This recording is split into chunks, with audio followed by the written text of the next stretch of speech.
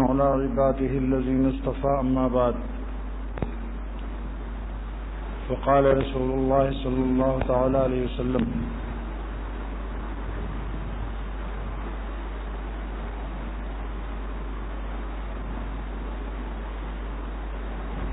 اکملکم ایمانا احسنکم خلقا۔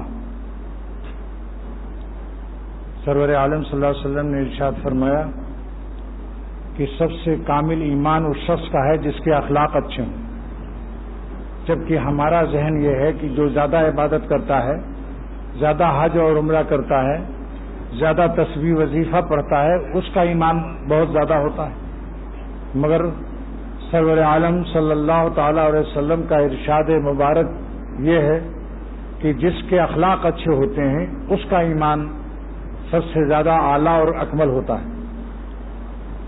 اس سلسلے میں انشاءاللہ عرض کروں گا کہ آج جو مضمون سنایا گیا ہے، میں سب دوستوں سے گزارش کرتا ہوں کہ اس کو اپنے اپنے گھروں میں پڑھ کر سنا دینا چاہیے۔ بہشتی زیور کا حصہ نمبر 4 ہے، جس میں شوہر کے حقوق کا بیان ہے۔ آج کل میاں بیوی میں بدمزگیاں رہتی ہیں، کم گھرانے ایسے ہیں کہ جہاں سکون سے رہتے ہوں۔ کہیں شوہر کی طرف سے زیادتی ہے، کہیں بیگم صاحبہ کی طرف سے زیادتی ہے، جو بیگم نہیں رکھتی اس کو، نام تو بیگم ہے مگر اپنے شوہر کو بیگم رکھنا نہیں جانتی۔ اس لیے اور اپنی اپنی بیٹیوں کو بھی، ہر آدمی اپنی اپنی بیٹی کو بھی پڑھ کے سنائے۔ جو آج آپ حضرات نے سنا ہے، حضرت حقیق الامت مجدد ملت مولانا اشرف علی صاحب تھانوی رحمۃ اللہ علیہ نے عورتوں کو کس طرح شوہر کے ساتھ رہنا چاہیے، سرور عالم صلی اللہ علیہ وسلم کے ارشادات سنائے گئے۔ آپ خود فیصلہ کرو، اگر بیویاں اس طرح سے رہیں تو شوہر کتنا مہربان رحم دل ہو جائے گا۔ اس کو بار بار اپنے گھروں میں بھی سنائیے، انشاءاللہ اس کی برکت سے میاں بیوی میں نہایت ہی، اور میرا ایک واز ہے، اس کا نام ہے خوشگوار ازدواجی زندگی، اور دوسرا واز ہے حقوق النساء۔ اس کو بھی پڑھیے مگر یہ بھی پڑھیے، پڑھ کر اپنے گھروں میں سنائیے، اور جب بیٹیاں اپنے گھر میں آئیں تو اپنی بیٹیوں کو ماں باپ پڑھ کر سنائیں، بہت ضروری ہے۔ آج کل مساوات کا مسئلہ چل رہا ہے کہ ہم شوہر سے کم نہیں ہیں۔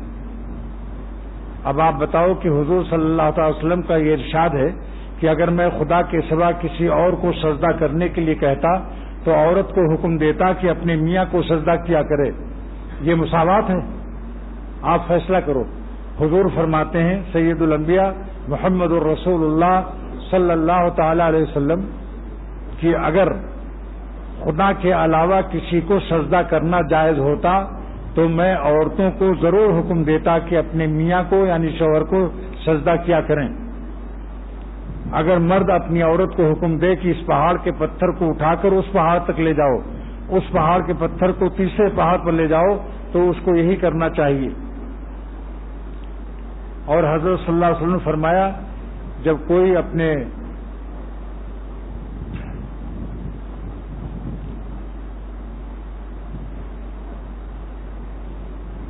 پوچھا گیا کہ یا رسول اللہ صلی اللہ علیہ وسلم سب سے اچھی بیوی اور عورت کون ہے؟ آپ نے فرمایا کہ وہ عورت جب اس کا میاں اس کی طرف دیکھے تو وہ خوش کر دے، جب کچھ کہے تو اس کا کہا مان لے، اور اپنی جان و مال میں کچھ اس شوہر کے خلاف کوئی کام نہ کرے جس سے اس کو ناگوار ہو۔ شوہر کے حکم کے بغیر، اس کی اجازت کے بغیر نفل روزہ رکھنا نہیں چاہیے، اور بغیر اس کی اجازت کے نفل نماز بھی نہ پڑھے جب وہ موجود ہو سکتا ہے اسے کوئی ضرورت پیش آ جائے۔ اب بتاؤ یہ مساوات ہے؟ بیوی شوہر کے برابر ہے؟ یہ تکبر ہے، اور اس کا وجہ بے عقلی اور آدھی نصف عقلی۔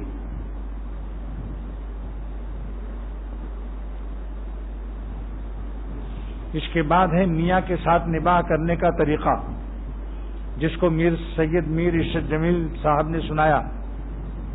اس مضمون کو بار بار اپنے گھروں میں سنائیے۔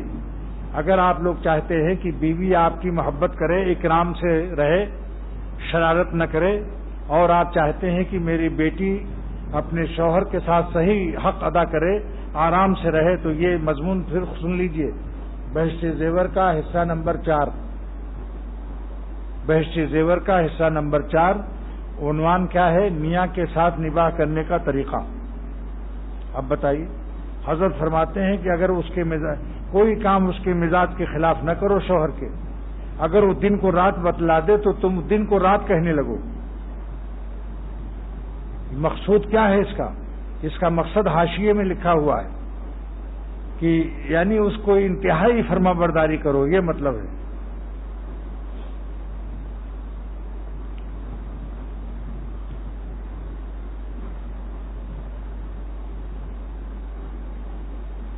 کبھی کبھی اس کو یہاں بھی سنانے کا اہتمام ہونا چاہیے۔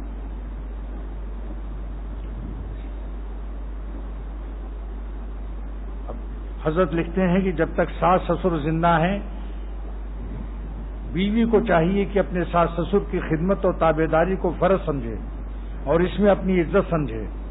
ساس نندوں سے الگ ہو کر رہنے کی ہرگز فکر نہ کرے کہ ساس نندوں سے بگاڑ ہو جانے کی یہی جڑ ہے۔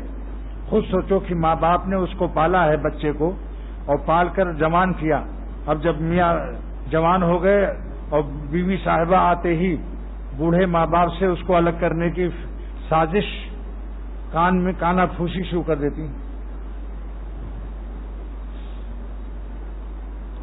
حالانکہ ماں باپ اس امید پر شادی کرتے ہیں کہ ہم اب بوڑھے ہو گئے ہیں تو بہو آئے گی تو ہمیں ایک گلاس پانی دے گی، کچھ پکا کے کھلائے گی۔ وہاں معاملہ الٹا ہے۔ جب بہو آئی تو ڈولے سے اترتے ہی یہ فکر کرنے لگی کہ میاں آج ہی ماں باپ کو چھوڑ دو بس۔ پھر جب ماں کو معلوم ہوتا ہے کہ میرے بیٹے کو مجھ سے چھڑا رہی ہے، اسی لیے پھر فساد شروع ہو جاتا ہے۔ اور شکایت کے ساتھ ساس بڑی ظالم ہے۔ ذرا دیکھو تو، خود بھی تو سوچو کہ تمہاری بھی کوئی ضابطے ہے یا نہیں۔ جب تمہارا بیٹا جوان ہوگا، بیویوں سے کہتا ہوں، جب تمہارا بیٹا جوان ہوگا، تمہاری بہو آئے گی اور تمہارے بیٹے کو تم سے فرنٹ کرے گی، مخالف بنائے گی، تب پتہ چلے گا۔ آج اپنے بڑوں کا ادب کر لو، کل یہ ہماری بیویاں بھی ساس بنیں گی۔ یہ جو بیویاں ہیں جوان، وہ بھی ساس بنیں گی یا نہیں؟ پھر جتنا ادب یہ اپنے ساس کا کریں گی، اپنے سسر کا، اتنا ہی ادب اللہ تعالیٰ ان کی بہوؤں سے کرائے گا۔ حدیث سے ثابت ہے، راوی بھی حضرت انس رضی اللہ تعالیٰ عنہ ہے کہ جو اپنے بڑے بوڑھوں کی عزت کرتا ہے، اللہ تعالیٰ جب اس کے چھوٹوں سے اللہ اس کو عزت دلائیں گے۔ جو اپنے بڑوں کی عزت کرتا ہے جوانی میں، جب یہ جوان بڈھا ہوگا تو اس کے جو چھوٹے جوان ہوں گے وہ اس کا ادب کریں گے، کیونکہ اس نے اپنے بڑوں کا ادب کیا ہے۔ اس محدثین لکھتے ہیں کہ اپنے بڑے بوڑھوں کے ادب کرنے کا 2 انعام، ایک زندگی بڑھ جائے گی، کیونکہ جب یہ بڈھا ہوگا تب اس کے چھوٹے جوان ہو کر اس کا ادب کریں گے۔ حضور صلی اللہ علیہ وسلم کی اس بشارت میں یہ علم موجود ہے کہ یہ بوڑھا ہوگا۔ کیا مطلب؟ جس کو شوق ہو کہ بوڑھا ہو کر کے مرے، وہ اپنے بڑے بوڑھوں کا ادب کرے۔ اگر چاہتا ہے کہ میری زندگی میں خدا برکت دے، جوانی میں موت نہ آئے، جو یہ شخص چاہتا ہو وہ اپنے بڑے بوڑھوں کا ادب کرے۔ تو حضور صلی اللہ علیہ وسلم کی بشارت کہ جب یہ بڑا ہوگا، بوڑھا ہوگا، تو اس کے چھوٹے اس کا ادب کریں گے۔ محدثین لکھتے ہیں کہ اس میں 2 انعام ہے، بڑوں کا ادب، اپنے بڑے بوڑھوں کا ادب میں 2 انعام، عمر میں برکت کہ یہ بھی بوڑھا ہوگا، اور اپنے چھوٹوں سے عزت، اپنی عمر میں برکت، اپنے چھوٹوں سے عزت جو چاہتا ہے وہ اپنے بڑے بوڑھوں کا، ماں باپ کا، استاد کا، شیخ کا، کوئی بھی اپنی عمر سے بڑا ہو، ادب اگر نصیحت بھی کرنی ہے تو ادب سے پیش کرو، نصیحت کرنا بھی سیکھو۔ نصیحت پستول کا نام نہیں ہے کہ بس آپ نے ایسے غلطی سنت کے خلاف وضو کیا، آپ کو وضو کرنا بھی نہیں آتا۔ اب صاحبزادے 20 سال کے ہیں، جو وضو کر رہا بیچارہ وہ 60 برس کا ہے، 70 سال کا ہے، اس کو ڈانٹ لگا رہے ہیں چھوٹے صاحب، مولوی صاحب، نئے مولوی جو ابھی مدرسے سے نکل کے آئے ہیں۔ ارے ذرا کسی بڑے بوڑھے کے پاس، شیخ عبد القادر جیلانی بڑے پیر صاحب رحمۃ اللہ علیہ نے فرمایا کہ مولوی کو چاہیے کہ مدرسوں سے نکل کر فوراً مسجد کے ممبر پر نہ بیٹھے، کچھ دن اللہ والوں کی صحبت میں رہے تاکہ نفس کو مٹا کر ادب، انسانیت اور اخلاص کو سیکھے، پھر وہ نصیحت کرنے کے قابل ہوتا ہے۔ اب حضور فرماتے ہیں صلی اللہ تعالی وسلم کہ جو اپنے بڑوں کا ادب کرے گا تو چھوٹے اس کی عزت کریں گے۔ جب یہ بوڑھا ہوگا تو دو نعمت مل گئی نا بھائی، بڑوں کی عزت کرنے سے دو نعمت ملی، عمر میں برکت، چھوٹوں سے عزت۔ اور بڑوں کو بھی چاہیے اپنے چھوٹوں پر رحم کرنا۔ یہ حدیث کا جز پہلے مقدم ہے، من لم یرحم صغیرنا، جو اپنے چھوٹوں پر رحم نہیں کرے گا تو ہم لوگوں پر بھی فرض ہے بڑے بوڑھوں کو کہ ہم اپنے چھوٹوں کو پیار دیں، محبت پیش کریں۔ یہ جملہ پہلے ہے، ومن لم یوقر کبیرنا، اور جو اپنے بڑوں کا ادب نہ کرے، ومن لم یبجل عالمینا، جو اپنے علماء کی عزت نہ کرے، اس کا ہم سے کوئی تعلق نہیں۔ سرور عالم حضور سید الانبیاء محمد الرسول اللہ صلی اللہ علیہ وسلم فرماتے ہیں کہ اس کا ہم سے کوئی تعلق نہیں ہے۔ جب تقریر ہو رہی ہو ادھر ادھر مت دیکھو، مقرر کی طرف دیکھو، ورنہ آپ کے کان کچھ ادھر، آنکھیں ادھر، کان ادھر۔ آپ بتائیے، ڈاکٹر عبدالحی صاحب رحمۃ اللہ علیہ ایک شعر پڑھا کرتے تھے کہ قدم سوئے مرقد نظر سوئے دنیا، قدم سوئے مرقد، مرقد مانے قبرستان، قدم سوئے مرقد نظر سوئے دنیا، کہاں جا رہا ہے کدھر دیکھتا ہے کہاں جا رہا ہے کدھر دیکھتا ہے، قدم سوئے مرقد نظر سوئے دنیا، کہاں جا رہا ہے کدھر جا رہا ہے کدھر دیکھتا ہے۔ ادھر ادھر مت دیکھو، آتا ہے کوئی آنے دو۔ عشق اپنا کام کرتا ہی رہا، کوئی مرتا کوئی جیتا ہی رہا، کوئی مرتا کوئی جیتا ہی رہا، عشق اپنا کام کرتا ہی رہا۔ دنیا میں سب کچھ ہوگا، موت ہوگی، پیدائش ہوگی، غمی ہوگی، خوشی ہوگی، ہمارا کام اپنے مالک کو راضی رکھنا ہے۔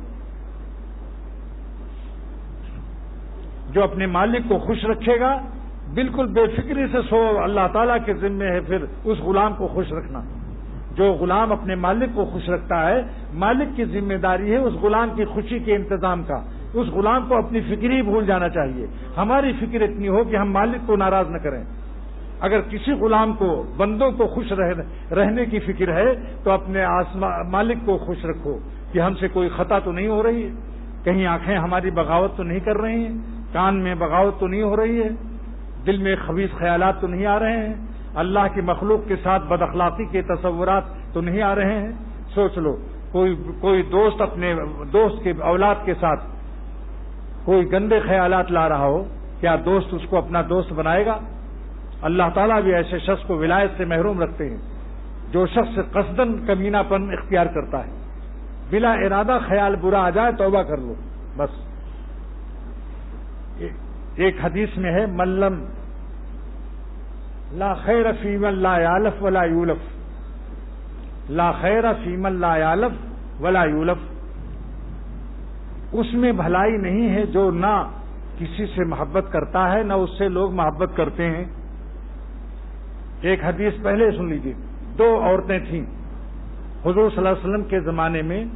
ایک عورت عبادت بہت کرتی تھی، رات کو بھر عبادت، دن کو روزہ، تسبیح ہر وقت۔ صحابہ نے عرض کیا کہ ایک عورت ہے، بڑی عبادت گزار ہے، مگر اخلاق نہایت خراب، زبان کی نہایت کڑوئی، محلے بھر تنگ ہیں اس سے، ہر سے لڑتی ہے، ذرا سی بات میں بس ناک پر مکھی نہیں بیٹھ سکتی۔ آپ نے فرمایا ہی فی النار، یہ جہنم میں جائے گی۔ کہاں گیا تہجد، کہاں گئی تلاوت، کہاں گئی نماز، کہاں گیا روزہ؟ جہنم کی وعید سنا دی آپ نے۔ جو لوگ اخلاق کے کڑوے ہیں اور ان کا کڑواپن لوگوں میں مشہور ہو رہا ہو کہ آدمی غصے کا اور اخلاق کا بدتمیز ہے، مغلوب الغضب ہے، ہر آدمی اس سے پناہ مانگتا ہو، ڈرتا ہو کہ ارے بھائی ڈر کے رہو ذرا، اس کے غصہ بہت ہے، تو سمجھ لو ایسا شخص بھیڑیا ہے، انسان نہیں ہے۔ دوسری عورت کے بارے میں خبر دی گئی، سرور عالم صلی اللہ علیہ وسلم سے صحابہ نے عرض کیا، یا رسول اللہ صلی اللہ تعالی علیہ وسلم، ایک عورت ہے جو فرض پڑھتی ہے، واجب ادا کرتی ہے اور سنت مؤکدہ ادا کر لیتی ہے، ضروری اعمال کرتی ہے، لیکن اس کے اخلاق سے سارا محلہ خوش ہے. اس کے اخلاق سے اس نے ایسا ٹھنڈا مزاج، نرم دل، سارا محلہ اس سے خوش ہے. کسی کی مصیبت میں کام آنا، کسی کے غم میں غم زدہ ہو جانا، ہر وقت اپنے پڑوسیوں کا خیال رکھنا، مسکرا کر ملنا صدقہ ہے. سن لو کسی مسلمان بھائی سے اگر آپ غمگین فکر مند بھی ہیں تو بھی اس وقت قصدن تبسم لے آئیے. دل نہیں چاہتا مسکرانے کو، لیکن ایک مسلمان کو خوش کرنے کے لیے تبسم سے بھائی کیا ہے، خیریت ہے. جب پیٹ کے لیے آپ تبسم کر سکتے ہو، پیٹ کے لیے، اگر پیٹ کے لیے تبسم کر سکتا ہے انسان تو اللہ کو خوش کرنے کے لیے تبسم مفت کا صدقہ بلا خرچہ مال کے. حضور فرماتے ہیں صلی اللہ تعالی وسلم کہ اپنے مسلمان بھائی سے خندہ پیشانی، مسکراتے چہرے سے ملاقات کرنا صدقہ ہے، اگرچہ مال نہیں خرچہ ہوا. لیکن پیٹ کے لیے تبسم آسان. میر صاحب نے قصہ بتایا کہ امریکہ کے سلامتی کونسل بین الاقوامی ادارے میں استقبالیہ پر ایک شخص مقرر ہوا. اس کو امریکہ کی حکومت نے کہا جو بھی آئے اس سے مسکرا کر ملنا. دن بھر مسکرایا، کئی روز تک تو سب جبڑے جکڑ گئے، اکڑ گئے. رات کو جب کھانا کھانے چاہا تو جبڑے ہل نہیں رہے تو گرم پانی سے سکائی کیا.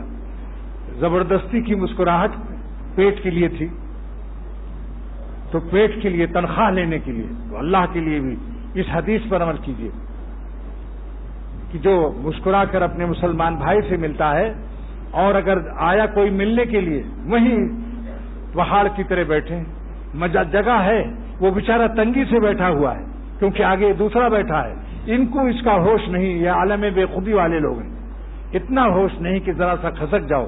اگر جگہ بھی ہو، اگر جگہ ہے لیکن پھر بھی تھوڑا سا حرکت کر لو، آئیے تشریف لائیے. یہ سنت رسول اللہ صلی اللہ علیہ وسلم. ایک صحابی آئے، مسجد نبوی میں بہت جگہ تھی مگر حضور صلی اللہ علیہ وسلم نے آئیے، آؤ مرحبا سال، تھوڑا سا ہٹ گئے، اپنی جگہ سے کھسک گئے، چاہے 1 انچ کھسکے. لیکن اس نے کہا یا رسول اللہ صلی اللہ علیہ وسلم مسجد میں بہت جگہ تھی، آپ اپنی جگہ سے تھوڑی سی حرکت کیوں کیا آپ نے؟ فرمایا کہ مسلمان پر مسلمان کا حق ہے کہ جب وہ ملنے آئے تو تھوڑی سی جسم کو حرکت دے دے، ذرا سا ہٹ جائے جگہ سے تاکہ معلوم ہو کہ اس نے ہمارا اکرام کیا. اسلام اس کا نام ہے. اکملکم ایمانن احسنکم خلقن. سب سے کامل ایمان اس کا ہے جس کے اخلاق اچھے ہوں. آج تصوف کو تسبیحات پر اور اشک بار آنکھوں سے مناجات پر بنیاد رکھا گیا ہے. چند وظیفوں کا نام ہے اور اخلاقیت میں معاملہ یہی ہے کہ بس جب دیکھو ناک پر غصہ چڑھا ہوا ہے. بارہا اپنے دوستوں کو دیکھتا ہوں، کوئی ملنے آیا ذرا سا حرکت نہیں کرتے کہ آئیے تشریف لائیے، جگہ بیٹھ جائیے. جگہ یہاں تک بازوں کو دیکھا تنگی سے بیٹھے ہیں، مجھے کہنا پڑا کہ ذرا سا جگہ دے دو بھائی، تھوڑا سا کھسک جاؤ، جگہ ادھر موجود ہے. ہوش نہیں، عالم بے خودی سے خدا نہیں ملتا. اس دین سراپا بیداری کا نام ہے. ہر لمحے حیات، ہر سانس یہ خیال ہو کہ میرا اللہ اس سانس میں ہم سے خوش ہے یا نہیں. یہ اصلی پاسن سانس ہے. بعض لوگوں کی ہر سانس میں ذکر جاری ہے، ہر سانس میں ذکر جاری ہے لیکن کسی گناہ سے پرہیز نہیں ہے. یہ پاسن سانس اللہ والوں کا شیوا نہیں. حکیم الامت مجدد ملت مولانا اشرف علی صاحب تھانوی رحمۃ اللہ علیہ فرماتے ہیں کہ اصلی پاس انفاس یہ ہے. پاس مانے لحاظ رکھنا، خیال رکھنا. انفاس جمع ہے نفس کی، نفس مانے سانس. ہر سانس میں خیال رکھو کہ کون سی سانس اللہ تعالیٰ کی مرضی کے مطابق گزری، کون سی سانس اللہ تعالیٰ کے تحت الغضب اور نافرمانی میں گزری. جس شخص کو یہ خیال ہو جائے اب سمجھ لو یہ اللہ والا ہو گیا، اس کو اللہ تعالیٰ سے نسبت قائم ہو گئی. دیکھتے رہو، دل کی نگرانی بھی کرو. دل کی نگرانی کرو کہ دل میں کیسے خیالات آ رہے ہیں. ان خیالات سے اللہ تعالیٰ خوش ہے یا نہیں، یا اپنی ہی حرام لذت سمیٹ رہے ہو. جب دل میں کوئی خیال آئے فوراً سوچو. دل میں خیال کے ساتھ ہم کو آپ کو یہ بھی خیال آئے کہ اس خیال سے اللہ تعالیٰ کا کیا خیال ہے. جب کوئی دل میں خیال آئے تو اس خیال کے ساتھ ہم کو بھی یہ خیال ہونا چاہیے کہ اس خیال کے ساتھ اللہ تعالیٰ کا کیا خیال ہوگا. وہ خوش ہوں گے یا ناراض؟ جب دل فیصلہ کرے کہ اللہ تعالیٰ کو تو گندے خیالات سے خوشی نہیں، فوراً کہو یا اللہ ان خیالات سے ہم توبہ کرتے ہیں، معافی چاہتے ہیں۔ اگر یاد ہو تو یہ دعا بھی پڑھ لو، اللہم اخلصنی بذاتک و بمخلوقاتک، اے اللہ میں تیری ذات کے ساتھ بھی اخلاص چاہتا ہوں اور آپ کی مخلوق کے ساتھ بھی اخلاص اور اچھے اخلاق چاہتا ہوں۔ آپ بتاؤ کسی کی بیٹی کو کوئی بری نظر سے دیکھ رہا ہو، کسی کے بیٹے کو کوئی بری نظر سے دیکھ رہا ہو، کیا اس وقت میں یہ باپ کا حق ادا کر رہا ہے؟ باپ کی دوستی کا حق ادا ہو رہا ہے؟ جو اس کی اولاد کا نہیں ہے وہ باپ کا بھی نہیں ہے، جو اللہ کی مخلوق کا نہیں ہے وہ اللہ کا بھی نہیں ہے۔ جو اللہ کی مخلوق کو بری نظر سے دیکھتا ہے یا مخلوق خدا کے ساتھ بدگمانی اور بدخیالی اور خیانت کے خیالات میں مشغول ہے، اللہ تعالیٰ اس کے ساتھ خوش ہو گے یا ناراض ہوں گے؟ بتاؤ بھائی، کیا اللہ تعالیٰ کو پتہ نہیں چلتا؟ مگر ایسے بے خیال ہیں، بہت سے لوگ ایسے بے خیال ہیں۔ غور سے سنیے، آنکھ بند کر کے مت سنو، آنکھ بند کر کے کوئی مت سنو، آنکھ کھول کر کے سنو۔ کان تو سنتا ہے، کان سنتا ہے، کان ہمیشہ کھلا رہتا ہے، کبھی کان بند ہوتا ہے؟ کان کے اوپر کوئی پردہ نہیں ہے، آنکھ کے اوپر کچھ پردہ ہے اس لیے کہ تاکہ آنکھ نامناسب جگہ نہ دیکھے۔ اس لیے اللہ نے ایک پردہ لٹکا دیا ہے کہ جب میرے بندے کو ضرورت پڑے اور نامناسب جگہ آنکھ جانے کو کوشش کرے تو جلدی سے پردہ لٹکا لے۔ لیکن جہاں عبادت ہو،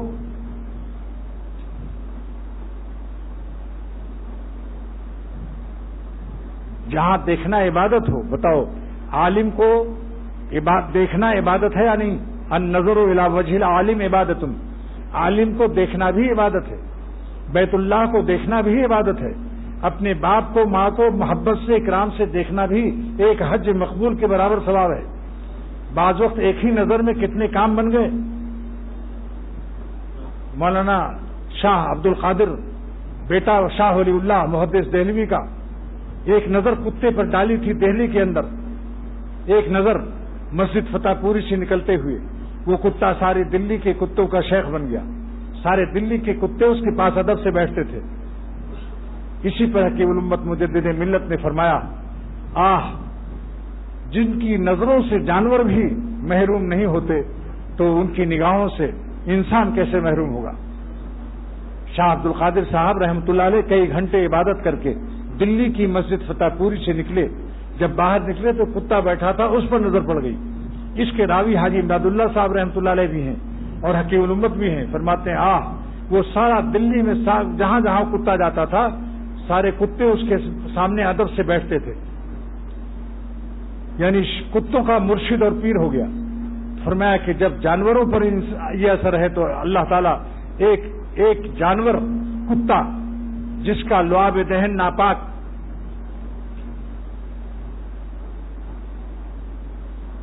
چند اولیاء اللہ کے ساتھ ہو گیا، اصحاب کہف،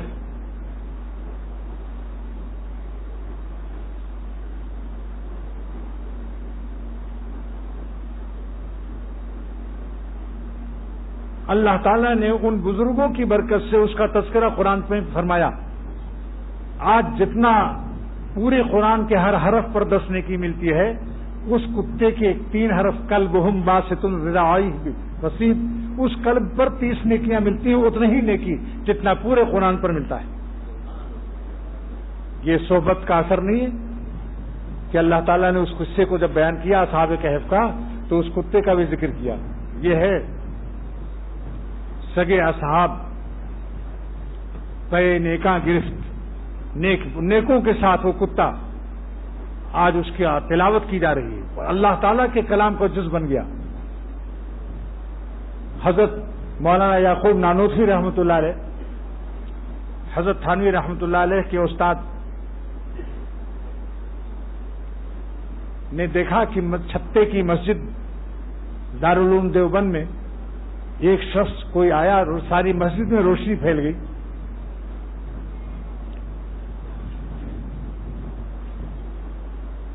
کسی بچے کو مقرر کیا کہ دیکھو کون آدمی آتا ہے جس سے ساری مسجد میں نور اور روشنی پھیل جاتی ہے۔ ایک نابالغ بچے کو رکھ دیا گیا جس پر جماعت واجب نہیں ہے، اس نے دیکھ لیا اور بعد میں مولانا کو بتایا یہ ہیں وہ اور وہ عامی آدمی تھے، کوئی بزرگ نہیں تھے خاص. حضرت مولانا یعقوب نانوتوی رحمۃ اللہ علیہ نے ان سے پوچھا کہ آپ کیا وظیفہ پڑھتے ہیں کہ آپ کے آنے سے مسجد میں نور پیدا ہوتا ہے، روشنی آتی ہے؟ اس نے کہا حضرت میں گنہگار عامی انسان ہوں، لیکن سید احمد شہید جب بالا کوٹ آ رہے تھے جہاد کے لیے سکھوں سے، تو ان کی قافلے کے سامنے میں کھڑا تھا. سید احمد شہید جاتے ہوئے اچانک انہوں نے میری طرف دیکھا. ان کی نظر میری نظر سے جب سے ایک نظر سے نظر ملی، اس نے کہا اسی دن سے یہ روشنی کا سلسلہ شروع ہو گیا.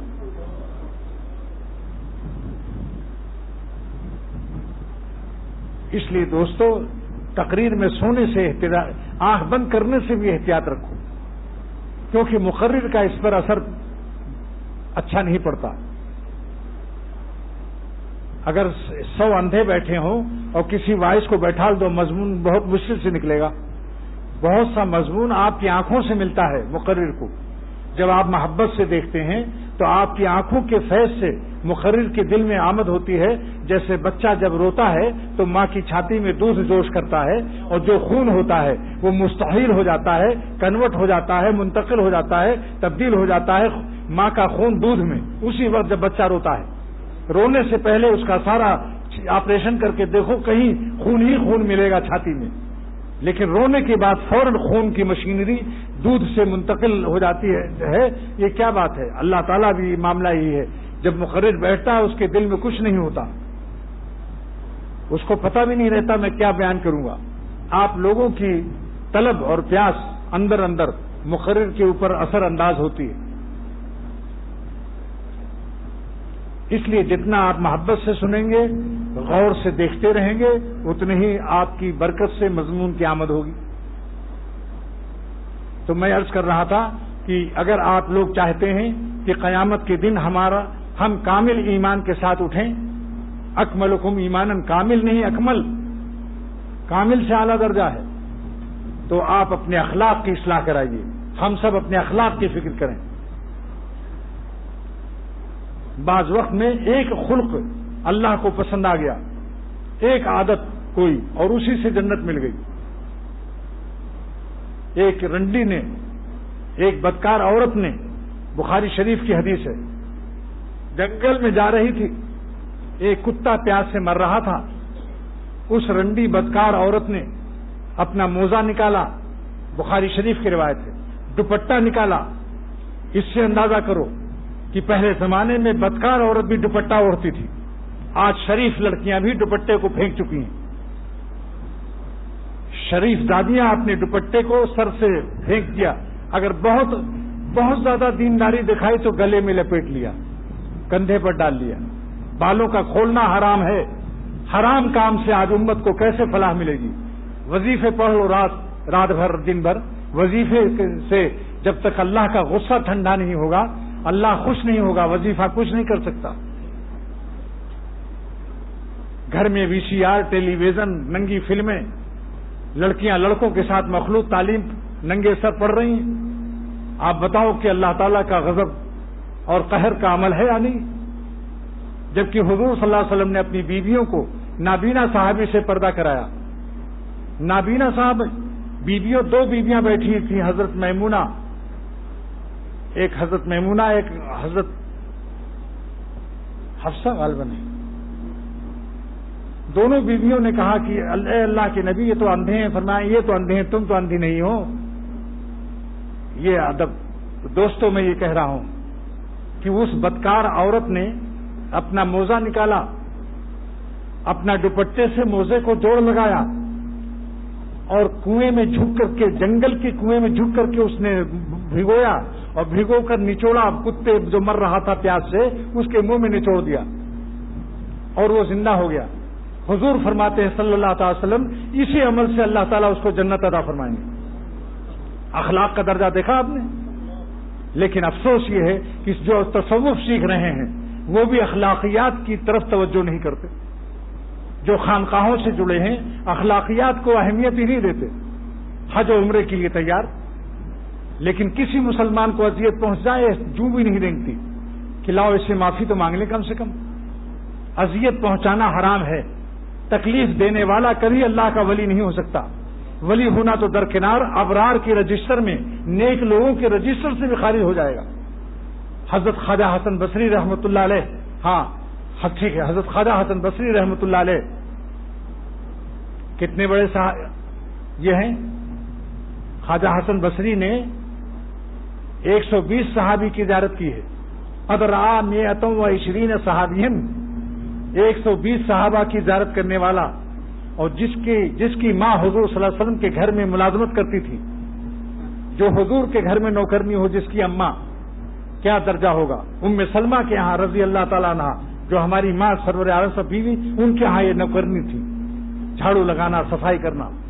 حضرت خواجہ حسن بصری پیدا ہوئے تو جب روتے تھے تو ام سلمہ حضور ہماری ماں ان کے اپنا چھاتی اپنا بچوں کو ہو جاتی ہے.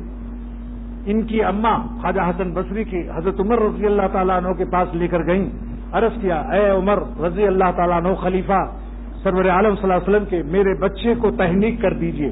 سنت تحنیک یعنی کھجور کھا کر میٹھ چبا کر اس کا تھوڑا سا منہ کا تھوک میرے بچے کے منہ میں ڈال دیجئے. یہ سنت ہے.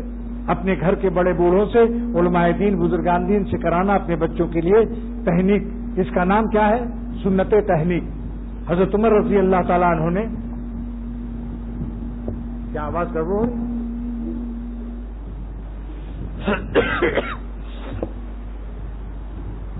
حضرت عمر رضی اللہ تعالیٰ عنہ نے کھجور کھا کر اپنا تھوک کھجور والا ان کے منہ میں ڈالا. تو اتنے بڑے ولی اللہ, جس کے اسلام لانے پر تمام آسمانوں پر فرشتوں نے خوشیاں منائی تھیں, واستبشر اہل السماء باسلام عمر, ایسی مقدس ذات کی جس کی موافقت میں کئی دفعے وہی نازل ہوئی, ایسے شخص کے بارے میں کہ انسان آبادی نبی لکان عمر. حضور فرماتے ہیں میرے بعد کوئی نبی ہوتا تو عمر رضی اللہ تعالیٰ عنہ ہوتے. بعضوں کو یہ خیال ہوا کہ جب اتنا درجہ تھا تو پہلا خلیفہ ان کو ہونا چاہیے.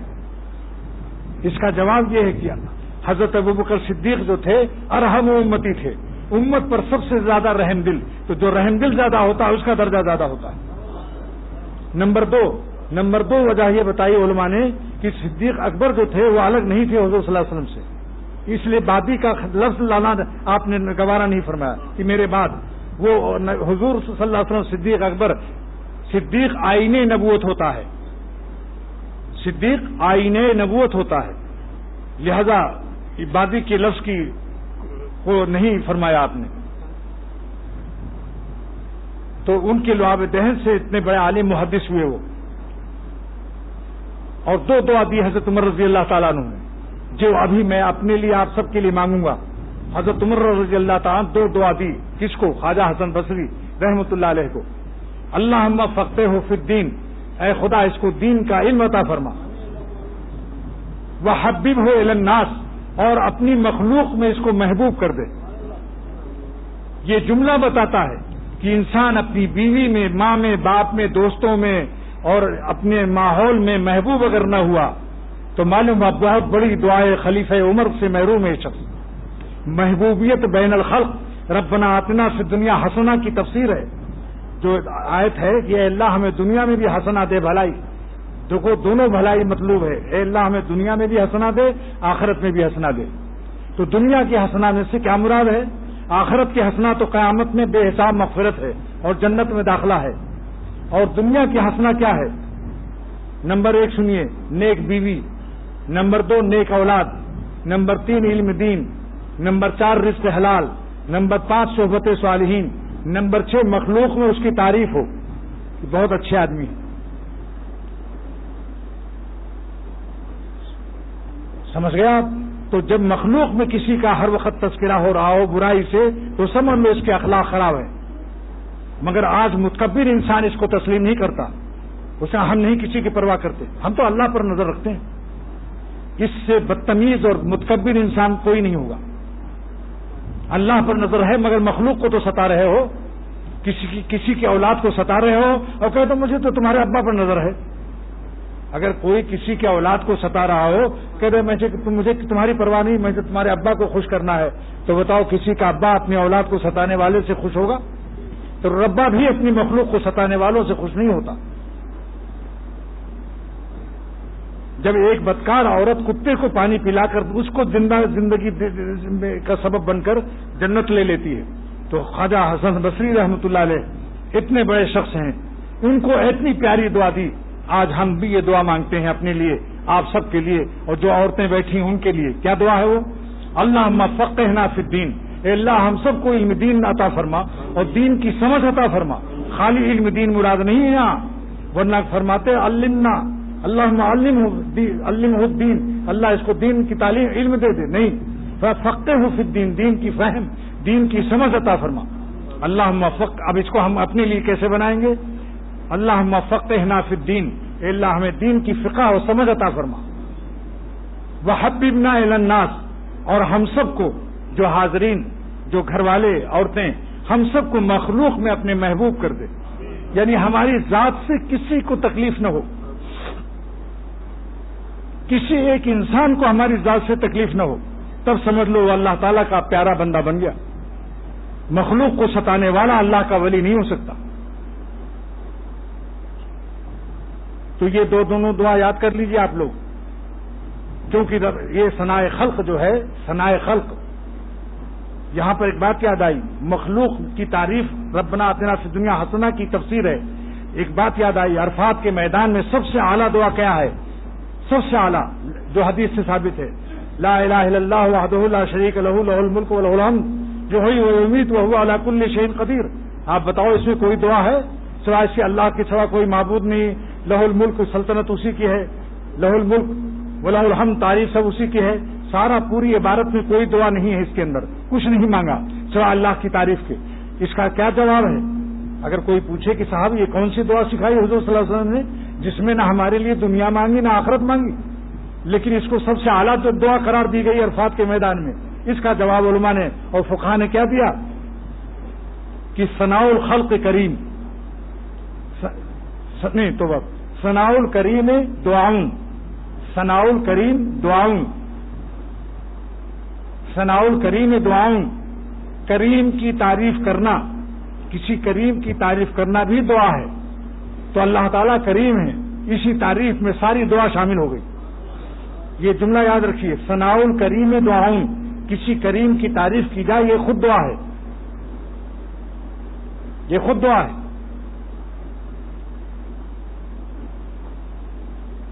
تو یہ مخلوق میں اس کا تذکرہ حسن کہ بھائی ماشاءاللہ بڑے حلیم متواں ہیں، بڑے ٹھنڈے مزاج کے ہیں، بڑے ضبط و صبر کے ہیں، اپنی بیوی کو بھی آرام سے رکھتے ہیں، دوستوں سے بھی آرام سے اخلاق سے رہتے ہیں. صاحب میں نے تو غصہ ان کے اوپر کبھی دیکھا ہی نہیں، الا یہ کہ شریعت کا کوئی معاملہ ہو. شریعت کے خلاف غصہ کرنا بھی ضروری ہے.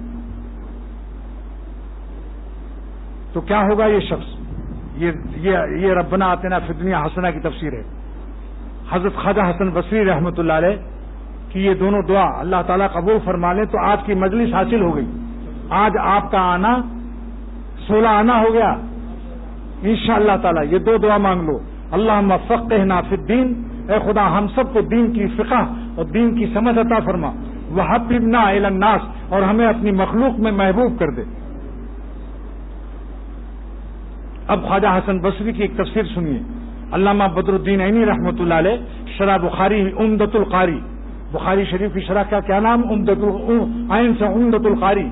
اس میں لکھتے ہیں کہ ابرار کون لوگ ہیں. ان الابرار لفی نعیم، قرآن شریف میں نازل ہے ان الابرار لفی نعیم، نیک بندے جنت میں جائیں گے. مگر ابرار کون لوگ ہیں؟ آج سن لیجیے، اب ابرار بننا ہے یا نہیں؟ جنت میں جانے کا شوق ہے یا نہیں؟ ان الابرار لفی نعیم، اللہ تعالیٰ فرماتے ہیں کہ نیک بندے جنت میں جائیں گے. وَإِنَّ الْفُجَّارَ لَفِي جَحِيمٍ، اور نافرمان جہنم میں جائیں گے. تو ہمیں ابرار بننا چاہیے یا نہیں؟ لیکن ابرار کون لوگ ہیں ذرا سن لو. خواجہ حسن بصری رحمۃ اللہ علیہ ابرار کی تفسیر کرتے ہیں. قال الحسن البصری فی تفسیر الابرار، خواجہ حسن بصری ابرار کی تفسیر کرتے ہیں کہ ابرار کون بندے ہیں نیک لوگ؟ الذین لا یؤذون الضر، جو چونٹی کو بھی تکلیف نہ دیں. سن لو اس کو، بے خیالی میں جا رہے ہیں، چونٹیوں کا مرکز ہے، 10,000 چونٹیوں کا بل کے پاس، اسی پر پیر رکھتے چلے جا رہے ہیں. سعدی شیرازی رحمۃ اللہ نے فرمایا جب کوئی چیونٹی پر پیر رکھتا ہے تو جیسے انسان پر ہاتھی پیر رکھ دے، اگر کسی انسان پر ہاتھی پیر رکھ دے تو جو حال اس کا ہوتا ہے جب انسان بے خیالی نالائقی سے چیونٹیوں پر پیر رکھتا ہے، ان کا وہی حال ہوتا ہے۔ تو اگر جنت میں جانا ہے تو بیوی اور بچے اور ماں باپ کو ستانا تو بہت بڑی چیز ہے، چیونٹی کو بھی تکلیف مت دو۔ قال الحسن البصری فی تفسیر الابرار، ابرار بندے وہ ہیں الذین لا یؤذون الضر، جو کسی چیونٹی کو بھی تکلیف نہ دیں، ولا یرضون الشر، جو کسی گناہ سے خوش نہ ہوتے ہوں۔ یہ گندے گندے خیالات پکڑ کر حرام مزہ، اندر اندر خوشی حرام لی جا رہی ہے اور ابرار بنے ہوئے ہیں۔ دیکھیے ابرار کی تفسیر، الذین لا یؤذون الضر، جو چیونٹی کو بھی تکلیف نہ دیں، ولا یرضون الشر، اور اللہ کی نافرمانی سے خوش نہ ہوتے ہوں۔ آپ بتاؤ بھائی، گندے گندے خیال دل میں پکا کر پرانے گناہ کو بھی سوچ سوچ کر مزہ لینا حرام، اور توبہ بھی نہ کرنا، گھنٹے اسی میں مشغول ہیں اور توفیق توبہ نصیب نہیں۔ اگر یہ شخص اللہ کا مقبول ہوتا تو فوراً تنبیہ ہو جاتی اس کو کہ میں کیا کر رہا ہوں، کیسے خیال لا رہا ہوں۔ نفس سے کہتا ہو نالائق خبیث، کیا خیال سوچ رہا ہے؟ جس قوم پر عذاب اللہ نے نازل کیا اس خیال کو سوچتا ہے، فوراً توبہ کی توفیق ہو جاتی ہے اللہ والوں کو۔ جس پر اللہ تعالیٰ کی مہربانی ہوتی، جس پر توفیق توبہ نہ ہو تو سمجھ لو توجہ اللہ کی رحمت سے محروم ہے شخص۔ فتاب اللہ علیہم لیتوبوا، اللہ معلوسی فرماتے ہیں کہ جس کو اللہ تعالیٰ فرماتے ہیں فتاب اللہ علیہم، اللہ نے ان پر مہربانی فرمائی۔ کیا مطلب؟ اے وفقہم للتوبہ، یعنی توفیق توبہ بخشی۔ تو معلوم ہے توفیق توبہ آسمان سے آتی ہے اور زمین والوں پر اللہ کی رحمت کی علامت ہے کہ اس کو توفیق توبہ نصیب ہو جائے۔ قرآن پاک کی آیت سے بیان کر رہا ہے اختر، فتاب اللہ علیہم، اللہ نے ان پر مہربانی کی۔ کیا تفسیر کی علامہ آلوسی رحمۃ اللہ علیہ نے؟ اے وفقہم للتوبہ، اللہ نے آسمان سے توفیق توبہ زمین والے کو بھیج دی۔ یہ علامت ہے اس زمین والے پر اللہ کی رحمت کی جس کو توفیق توبہ نصیب ہو جائے۔ لیتوبوا، تاکہ وہ توبہ کر لیں اور ہمارے بن جائیں، یعنی نفس کے دشمن کے بن رہے تھے اب دوست کے بن گئے توبہ کر کے۔ تو آج یہ عرض کر رہا ہوں کہ سب سے بڑا کامل ایمان اس کا ہے جس کے اخلاق اچھے ہوں۔ آج سے ارادہ کر لو کہ ہماری ذات سے کسی کو تکلیف نہ پہنچے، خاص کر اپنی بیویوں کے معاملے میں جس پر اللہ تعالیٰ نے سفارش نازل کی، عاشرہن بالمعروف۔ اے ایمان والو، اپنی بیویوں سے بھلائی سے پیش آؤ۔ اگر تم نے بیویوں کو رلا دیا اور آہ نکلوا دی، یاد رکھو یہ آہ تمہارے اوپر گرے گی، کوئی نہ کوئی گردہ تمہارا خراب ہوگا، کینسر ہوگا، یا کوئی نہ کوئی عذاب نازل ہوگا۔ اختر نے آنکھوں سے یہ بات اتنا زیادہ دیکھا ہے اپنی زندگی میں کہ جنہوں نے اپنی بیویوں کو رلایا ان کی آہ نکلوائی، اور وہ اپنے ماں باپ کو چھوڑ کر، بھائیوں کو چھوڑ کر اللہ کے اس شریعت کے قانون کے مطابق زندگی ہمیں دے دیتی ہیں ساری۔ تو ہمارا بھی فرض ہے کہ جب ان کا باپ ماں یہاں نہیں، ان کے بھائی یہاں نہیں، ہمارا اخلاقی کیا فرض ہوتا ہے کہ ہم بھی ان کی دل جوئی، ان کو دل کے خوش رکھنے کی کوشش کریں۔ صرف مرغیوں کو، یعنی ڈاکٹر عبدالحی صاحب رحمۃ اللہ علیہ نے مجھے سنایا تھا، بس اس قصے کو سنا کر ختم کرتا ہوں۔ فرمایا کہ حضرت تھانوی رحمۃ اللہ علیہ کو بڑی پیرانی صاحبہ نے یہ فرمایا کہ میں رشتہ داری میں جا رہی ہوں، آپ ذرا مرغیوں کو 8 بجے کھول دینا اور دانا پانی دے دینا۔ حضرت حکیم امت 1500 کتابوں کے مصنف، ہزاروں علماء کے پیر بھول گئے۔ جب بھول گئے اب جواب لکھتے ہیں، خطوط کا تفسیر لکھتے ہیں، بیان قرآن کا، کچھ نہیں آتا، ایک دم جاہل مطلق محسوس کر رہے ہیں اپنے کو۔ رونے لگے سجدے میں کہ اللہ آج کیا غلطی ہو گئی، جلدی بتا دیجئے کوئی غلطی ہو، اصلاح کر لوں، توبہ کر لوں۔ آواز آئی، اے اشرف علی، میری مخلوق مرغیاں دربے میں بند ہیں، بے دانہ بے پانی، غمگین غمزدہ پریشان ہیں، تم مخلوق کو ہماری پریشان کر کے اور تم علوم ولایت لینا چاہتے ہو۔ بس تنبیہ ہو گئی، گئے دوڑے جا کر مرغیوں کو کھولا، دانا پانی دیا، لوٹ کر آئے تو سارے علوم جاری ہو گئے، دریا علوم کے پھر جاری ہو گئے۔ تو جب مرغیوں کو ستانے کا یہ حال ہے تو جو اپنے ماں باپ کو ستا رہے ہیں، سوچو اس کو، جو اپنے شیخ کو ستا رہے ہیں، جو اپنی بیویوں کو ستا رہے ہیں، جو اپنے بچوں کو بیجا پٹائی کر رہے ہیں، ذرا سا گلاس گر گیا، مارتے مارتے ہڈی توڑ دی، اب اسپتال میں داخل ہے۔ کیا بات ہے؟ جبکہ حضور فرماتے ہیں صلی اللہ تعالی وسلم کہ جیسے تمہاری زندگی ہے برتنوں کی بھی زندگی ہے، ان کی بھی موت لکھی ہوتی ہے، جس دن گرنا ہے وہ لے ہو تو ہو کے رہے گا، نرمی سے تنبیہ کر دو کہ بھائی ذرا مضبوط ہاتھوں سے پکڑو، مار کٹائی مار پٹائی آج ظلم ہی ظلم ہے، اسی کے عذاب یہ ہے کہ آج ہم سکون سے نہیں ہیں۔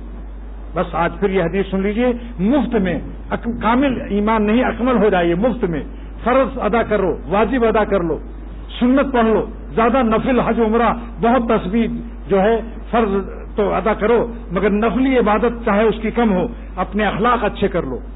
تو حضور فرماتے ہیں صلی اللہ علیہ وسلم جس کے اخلاق مخلوق خدا کے ساتھ اچھے ہوں گے قیامت کے دن وہ کامل نہیں اکمل ایمان ہوگا اس کا۔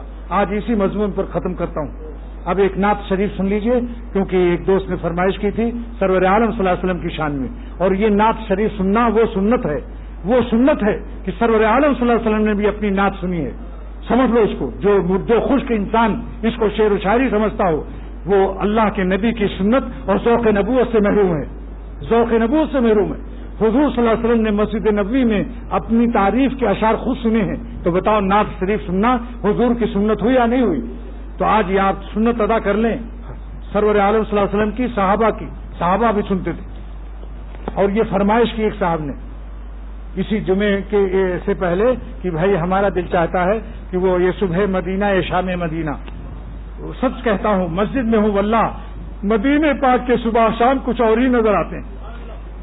بہت غور سے دیکھتا ہوں کہ صبح بھی عجیب ہے اور شام بھی عجیب ہے، جہاں 70 شہیدوں کے خون شہادت کی وفاداریاں ہوں، جہاں سرور عالم صلی اللہ علیہ وسلم کی زندگی مبارک بے نفس نفیس آرام فرما ہو، جہاں اتنے سے اسلام سارے عالم میں پھیلا ہو، وہاں اگر انوار نہیں ہوں گے تو کہاں ہوں گے؟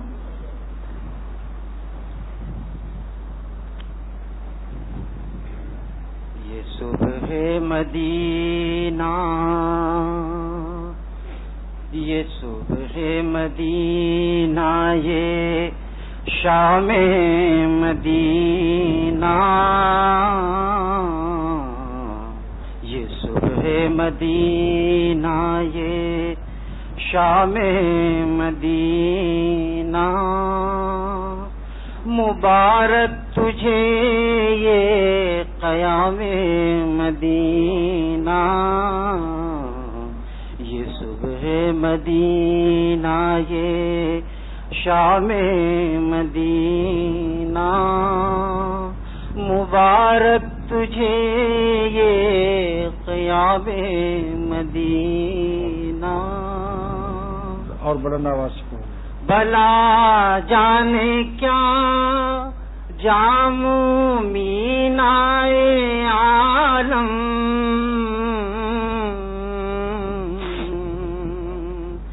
بھلا جانے کیا جام مینائے عالم،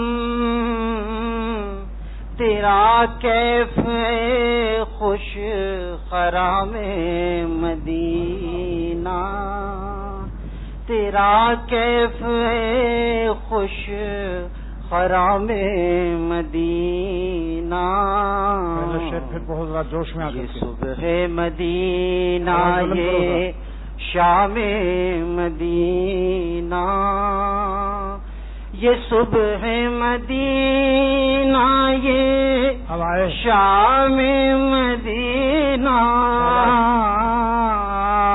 آواز آئی میں یار پک اپ ذرا دیر میں، یہ صبح مدینہ، یہ شام مدینہ، مبارک تجھے یہ قیام مدینہ، مبارک تجھے یہ قیام مدینہ، بھلا جانے کیا جام مینائے عالم، بھلا جانے کیا جام مینائے عالم، تیرا کیف خوش خرام مدینہ، خوش خرامی مستانہ چال کو کہتے ہیں، مستانہ چال۔ جب مدینے کی طرف حاجی جاتا ہے اس کی چال دیکھ لو، بلا جانے کیا جاموں مینائے عالم، تیرا کیف خوش خرام مدینہ۔ روضہ مبارک جو ہے گنبد خضرا دور سے نظر آتا ہے، اسی وقت مدینہ طیبہ کی طرف جو چال ہوتی ہے بدل جاتی ہے۔ اور یہ شعر بزبان حال بزبان قال حاجی پڑھتا ہے، کوئی بزبان قال کوئی بزبان حال۔ ڈھونڈتی ہے گنبد خضرا کو تو، ڈھونڈتی ہے گنبد خضرا کو تو، دیکھ وہ ہے اے نگاہ بے قرار، دیکھ وہ ہے اے نگاہ بے قرار۔ ہوشیار ہے جانے مستر ہوشیار، آ گیا شاہ مدینہ کا دیار۔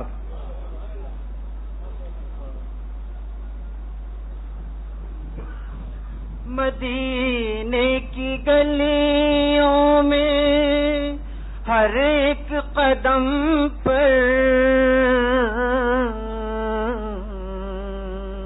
مدینے کی گلیوں میں ہر ایک قدم پر ہو مد نظر احترام مدینہ، ہو مد نظر احترام مدینہ۔ مدینہ مدینہ مدینہ مدینہ مدینہ مدینہ مدینہ مدینہ مدینہ مدینہ مدینہ مدینہ بڑا لطف دیتا ہے نام مدینہ، بڑا لطف دیتا ہے نام مدینہ۔ مدینہ مدینہ مدینہ مدینہ بڑا لطف دیتا ہے نام مدینہ۔ نگاہوں میں سلطانیت ہیچ ہوگی، نگاہوں میں سلطانیت ہیچ ہوگی، جو پائے گا دل میں پیام مدینہ، جو پائے گا دل میں پیام مدینہ۔ پیام مدینہ کے معنی کیا ہیں؟ سرور عالم صلی اللہ علیہ وسلم نے اللہ کے بندوں کو اللہ سے جوڑ کر اللہ کا ولی بنا دیا، تو یہ ہے پیام مدینہ۔ جو بندہ اللہ کا ولی نہ بنے وہ پیام مدینہ نہیں پا سکا۔ نگاہوں میں سلطانیت ہیچ ہوگی، جو پائے گا دل میں پیام مدینہ۔ سکون جہاں تم کہاں ڈھونڈتے ہو،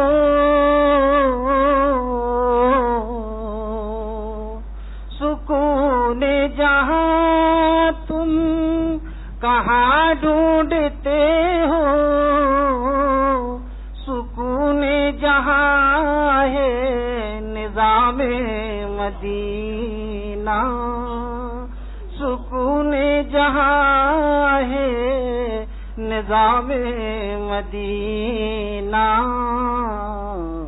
سکون جہاں تم کہاں ڈھونڈتے ہو، سکون جہاں ہے نظام مدینہ۔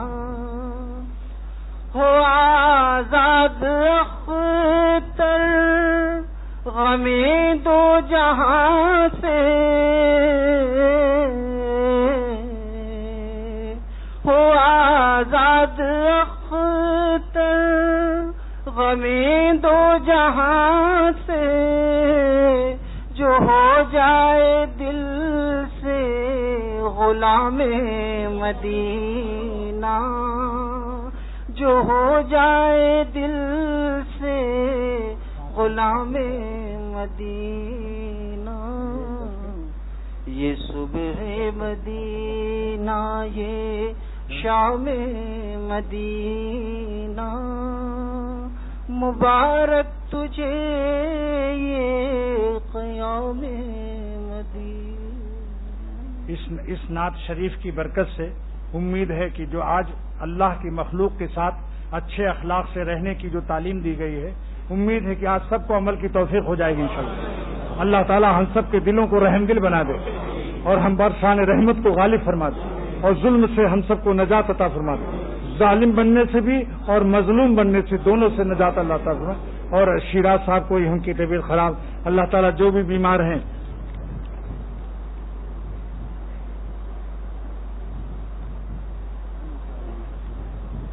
جو کچھ اس پرچے میں لکھا ہے، اللہ تعالیٰ ان کو بامراد فرما دے، اللہ تعالیٰ ہم سب کی تمام جائز حاجتوں کو پوری فرما دے، یا اللہ ہم سب کی اصلاح اخلاق کی اصلاح فرما دے، یا اللہ ہم سب کو گناہوں کی زندگی سے نجات عطا فرما دے، یا رب العالمین ہم سب کو اللہ والی زندگی عطا فرما دے، یا اللہ ہماری دنیا بھی بنا دے آخرت بھی بنا دے۔ اے خدا آپ دونوں جہان کے مالک ہیں، ہم سب کی ہماری اولاد اور سب رشتہ داروں کی سارے مسلمانان عالم کی دنیا بھی بنا دے آخرت بھی بنا دے۔ وآخر دعوانا الحمدللہ رب العالمین۔